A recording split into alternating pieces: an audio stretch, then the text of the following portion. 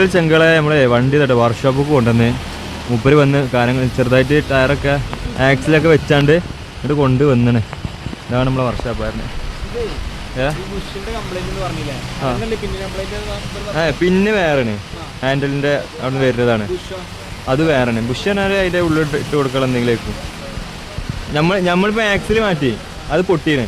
Axle മാറ്റി അത് മാറ്റി ഇനി പിന്നുണ്ട് അത് പൊട്ടിക്കണേ. അതിന് നമ്മൾ ഞാൻ ഊരിയിട്ട് വെൽഡ് അത് അതിൻ്റെ ഉള്ളിലുള്ള ബുഷാണ്. അത് മാറ്റി കൊടുക്കേണ്ടി വരും. പിന്നെ അതേ ഓയിൽ സീലില്ലേ അത് മാറ്റി കൊടുക്കണം. അപ്പോൾ ഇതാണ് അവസ്ഥ.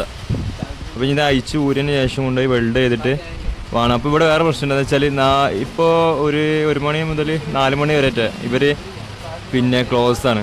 4 മണി ശേഷമാണ് പിന്നെ ഷോപ്പുകൾ തുറക്കുക. അങ്ങനെ ഉണ്ട് ഇവിടെ ഈ ഗോവയിൽ ചില ഏരിയയിൽ.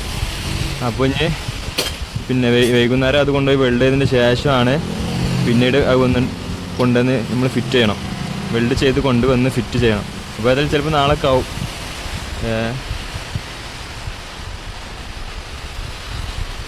ഉണ്ടല്ലേ ഇടയ്ക്ക് ഇങ്ങനെ ഓരോ മഴയാണ്. 5 മുമ്പ് ഇങ്ങനെ മഴ പെയ്യും, അതേമാതിരി പോവും. പിന്നെ 5 മുമ്പ് പിന്നെയും പെയ്യും. അതാണ് അവസ്ഥ. അങ്ങനെ ഇതാ ഹാൻഡിലൊക്കെ അയച്ചുകൊണ്ട് കേട്ടോ. ഇപ്പോൾ ഈ കിറ്റ് ഊരാൻ പറയുമ്പോൾ കിറ്റ് ഇങ്ങോട്ട് ഊരിയിട്ടതാണ്.